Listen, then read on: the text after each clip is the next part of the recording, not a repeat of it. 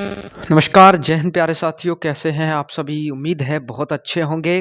प्यारे साथियों, आज भी आप सभी के सामने हाजिर हूँ एक और बहुत ख़ास और बेहद ही शानदार टॉपिक के साथ में मेरे प्यारे साथियों। आज के इस बहुत ही ख़ास वीडियो में मैं आप सभी को बताने वाला हूँ कि चलती गाड़ी में, यानी कि जब रेल चलती है और कोई गाड़ी चलती है तो उसे उसमें से उतरना क्यों खतरनाक होता है।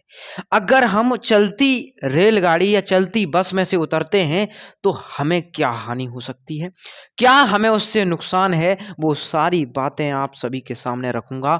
आपको कारण बताऊंगा कि क्यों ऐसा होता है। क्या हम चलती गाड़ी से उतरें, चलती बस से उतरें तो क्या हमें चोट लग जाएगी, क्या क्या परेशानियां होंगी, वो सारी चीजें आज इस वीडियो के माध्यम से आप सभी तक पहुंचाऊंगा। ये वीडियो ज़्यादा से ज़्यादा शेयर करें, अपने मित्रों के साथ में, भाई-बहनों के सभी के साथ में ज़्यादा से ज़्यादा शेयर कर दें। मेरे प्यारे साथियों, ये बहुत ख़ास रहने वाली है, ठीक है? और मैं आपको ये भी बताऊँगा कि यहाँ पर क्या-क्या नियम जो है वो लगता है, वो सारी चीज़ों की चर्चाएँ जो है मैं आप सभी के सामने अभी करने वाला हूँ, ठीक है? तो चलिए शुरुआत करते हैं प्यारे साथी। अपना जो ख़ास विषय रहने वाला है आज, वो यही रहने वाला है कि गाड़ी या चलती रेलगाड़ी, ठीक है? आप बस ले लो, कोई भी चीज़ ले लो, ठीक है? चलती हुई है। उतरते समय रुकने से क्या होता है? यानी कि अगर मान के चलो कोई बस रेलगाड़ी चल रही है, उसमें से हम जैसे ही उतरें और रुक जाएँ तो क्या होगा? ठीक समझ पा रहे हैं मेरी बात को? तो इसी विषय पर आज हम बात करेंगे। ख़ास तरीके से बात करेंगे, ठीक है? इसमें कोई दो राय नहीं होगी, ठीक है? बहुत ख़ास अंदाज़ में आपको सारे, और आप ये भी याद रखें, आपके यहाँ पर न्यूटन के तीनों नियम क्लियर कर दूँगा, बिल्कुल ख़ास तरीके से, ठीक है? कि तीनों नियम न्यूटन के कहते क्या हैं। समझ गए मेरी बात को? तो आपका एक कॉन्सेप्ट भी क्लियर होगा और आपको थोड़ा-सा चीज़ें नॉलेज के बेस पर भी मिल जाएँगी। समझ रहे हो बात को? तो चलिए आगे बढ़ जाते हैं ख़ास तरीके से, ठीक है? आ जाइए, सबसे पहले देखिए, मान लीजिए आप किसी बस के अंदर बैठे हैं या किसी रेलगाड़ी में बैठे हैं, और जब आप उसके अंदर बैठे हैं तो आपका जो स्टॉप है वो आने वाला है, और स्टॉप के आने पर होता क्या है प्यारे साथी, कि वो जो चीज़ें हैं, 1 सेकंड के लिए रुक जाऊँगा मैं, ठीक? हाँ, तो प्यारे साथियों, जिस विषय पर चलते हैं उसी विषय पर आ जाते हैं मेरे प्यारे भाई। देखिए, मुझे आशा है आपको आवाज़ एकदम बेहतर तरीके से समझ में आ रही होगी। जिस मैकेनिज़्म के साथ में मैं आपको पढ़ा रहा हूँ, वो बहुत ही ख़ास मैकेनिज़्म है, ठीक है? मान लीजिए आप किसी रेल में, बस में जा रहे हैं, तो सफ़र कर रहे हैं, उसके अंदर बैठे हैं, तो आपको नॉर्मली ये चीज़ समझनी चाहिए, ये साइंस है। बेसिकली ये कुछ भी नहीं है प्यारे साथी, ये एक प्रकार की साइंस है। क्या है? साइंस। यहाँ पर आपको साइंस मैं बताऊँगा कि क्या साइंस है, क्या विज्ञान लग रही है यहाँ पर। समझ रहे हो मेरी बातों को? आई होप आपको यहाँ तक चीज़ें समझ में आ रही होंगी। अब हम इस विषय पर बात कर लेते हैं कि जब हम किसी गाड़ी के अंदर बैठे होते हैं, किसी बस के अंदर बैठे होते हैं, तो जब हम उसमें से धीरे-धीरे उतर रहे होते हैं, जैसे मान के चलो उस गाड़ी की या बस की जो गति है, रेलगाड़ी की जो गति है, वो हो गई धीमी-धीमी हो रही है, धीरे-धीरे होती जा रही है, और हम उसमें चलते पे ही उतरना शुरू कर रहे हैं। तो प्यारे साथी, होता क्या है, जब हम गाड़ी के अंदर बैठे थे, तो गाड़ी के भीतर जब हम बैठे थे तो हमारी गति जो थी वो गाड़ी की तरह ही थी। गाड़ी की तरह ही तो थी हमारी गति।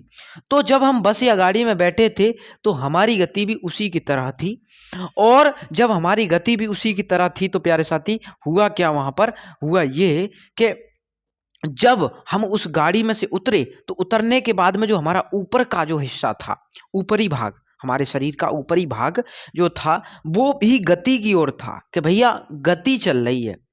समझ रहे हो मेरी बातों को? गति हो रही है, क्योंकि बस गति कर रही है तो हमारा शरीर भी गति में ही है ना। लेकिन जब हम किसी ऐसी जगह पर उतरे जहां हमें रुकना पड़ जाए, तो रुकना जब पड़ जाएगा तो भैया ऐसे में क्या होगा कि हम उस पर जैसे ही लेंगे सीधे, ठीक है? लेंगे सीधे से सीधे, है ना? कूदेंगे सड़क की ओर, तो होता क्या है, इससे हमें चोट लग सकती है बहुत भयंकर वाली। और ये घटना बहुत सारी देखी गई है कि कोई व्यक्ति जो है जैसे रेल में से उतर रहा है तो उसको जो है उसके साथ में इंजरी हो गई, इस तरह की घटना उसके साथ में हो गई, ठीक है? तो ये समस्याएँ होती हैं। अब इसका कारण क्या है होने का? कारण यही है कि लोगों को जानकारियाँ नहीं, जागरूकता नहीं है, अवेयरनेस नहीं है, तो वही तो मैं काम कर रहा हूँ आप सभी के साथ। विज्ञान का एक विषय भी आपको समझा दूंगा और इसी के माध्यम से आपको अवेयर भी कर दूंगा। तो यही मेरा मकसद है। चलिए आ जाइए, बात कर लेते हैं आगे की ओर। ठीक है, तो होता क्या, यही होता है, ठीक है? तो जब गाड़ी बढ़ रही है, जब आप उतरने की कोशिश करेंगे तो गाड़ी की धीमी होने पर उतरेंगे तभी आप गिर जाएंगे। ऐसा क्यों हुआ? वो सारा कारण आपको मैं बताता हूँ इस वीडियो के माध्यम से। प्यारे साथी, प्रथम नियम न्यूटन चचा का, यानी कि जो एक वैज्ञानिक थे आइजैक न्यूटन जी, उन्होंने एक नियम दिया जिसको न्यूटन के नियम कहा गया। उन्होंने 3 नियम दिए, प्रथम नियम, द्वितीय नियम और तृतीय नियम। 3 नियम उन्होंने दिए और वो 3 नियम क्या कहते हैं वो बात भी आप सुन लेना। तीनों नियमों को यहीं बताऊंगा और ये भी बता के जाऊंगा कि वो व्यक्ति किस तरीके से जो हमें करना चाहिए, ठीक है, और वो सारी चीजें मैं आपको बताऊंगा। वो तीनों चीजें मैं आपको बताऊंगा। आ जाइए यहां पर देख लेते हैं। प्रथम नियम क्या कहता है? कहता है कि इनका प्रथम नियम कहता है कि कोई भी वस्तु जब अपनी स्थिति बदलना चाहती है जब तक उस पर बाहरी बल ना लगे, यानी कि अगर हम किसी भी वस्तु पर कोई बाहरी बल ना दें, बाहरी बल ना लगाएं, तो वो जो है अपनी स्थिति को बदलना चाहती है। ठीक है, जब तक उस पर, अगर बस चल रही है तब शरीर जो है हमारा गति पर था। पहला नियम ही इस बात को कहता है। किस बात को? कि भैया अगर आप किसी गति में हैं और गति में चलने के बाद अचानक से रुकोगे तो आपको चोट लगेगी, आपको झटका लगेगा और आप वहीं पर गिर जाओगे।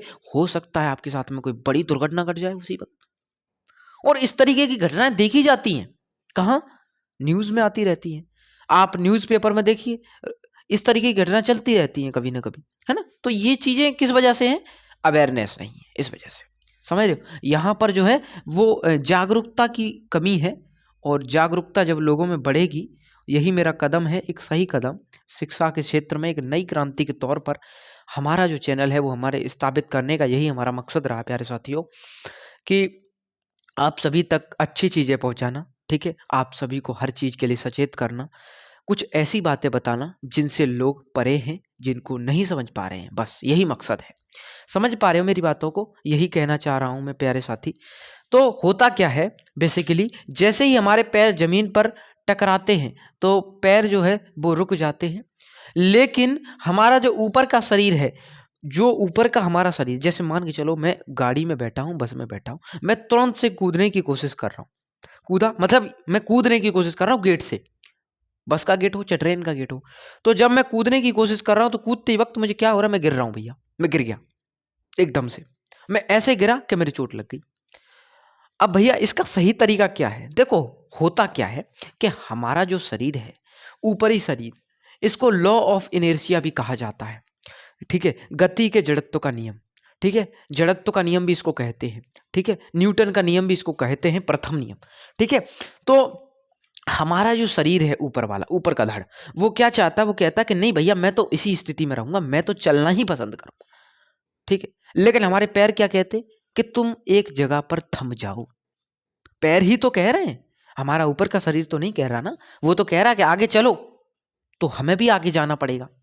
समझ रहे हो बात को? तो यही बात है, और कुछ नहीं है। ठीक है, ये बात आपको, मुझे उम्मीद है आपको समझ में आई होगी। इसको जड़त्व का नियम भी कहा जाता है प्यारे साथी। ठीक है, विज्ञान की भाषा में समझ गए होगे। अगला देखो, द्वितीय नियम क्या कहता है? द्वितीय नियम कहता है कि बल और त्वरण। फॉर एग्जाम्पल मैं आपको दूं, जैसे मान के चलो बल और त्वरण किस तरीके से होता है। देखो देखो सुनो, हम जब किसी भी वस्तु में बल लगाते हैं तो उसमें एक त्वरण उत्पन्न होता है, यानी कि वो अपनी, जैसे मान के चलो मैंने थोड़ा सा किसी चीज में धक्का दिया, मान के चलो मैंने बॉल ले ली, बॉल में धक्का दिया, तो जब मैंने बॉल में जितना बल लगाया उस बल से उस गति तक वो गई। ठीक है, उसने एक थोड़ी गति पकड़ी और वो आगे तक बढ़ गई।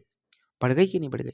अब वो गेंद जो थी वो हल्की गेंद थी, तो आराम से वो ढलकती हुई चली गई। लेकिन अगर फॉर एग्जाम्पल मान के चलो कोई बड़ा ट्रक है जो बहुत ज्यादा किससे भरा हुआ है? किसी ऐसे सामान से जो भारी भरकम है, बड़ा ट्रक, उसको मैं धक्का दूं, बताओ क्या मैं धक्का दे पाऊंगा? मैं नहीं दे पाऊंगा। क्यों? क्योंकि उसका जो वजन है, उसका जो द्रव्यमान वो बहुत अधिक है। ठीक है, उस बॉल की तुलना में, बॉल की तुलना में अधिक है। तो यानी कि अगर हम कोई ज्यादा द्रव्यमान है, उस ज्यादा द्रव्यमान के हिसाब से उसमें बल नहीं लगाएंगे तो उस वस्तु को हम धकेल नहीं पाएंगे। और यही हमसे नियम कहता है दूसरा, न्यूटन जी का नियम यही कहता है। क्या कहता है? यही कहता है कि द्रव्यमान अगर ज्यादा है और आपने उस द्रव्यमान के हिसाब से बल नहीं लगाया तो वो चीज आगे गति नहीं करेगी। समझ गए मेरी बातों को। अगला नियम देखते हैं, न्यूटन जी का तीसरा नियम क्या कहता है। जब जमीन पर बल लगता है तो जमीन भी उतना ही बल जो है बल वापस लगाती है। इसको क्या कहते हैं? इसको यह कहते हैं कि क्रिया प्रतिक्रिया का नियम। क्रिया प्रतिक्रिया यहां पर हो रही होती है प्यारे भाई।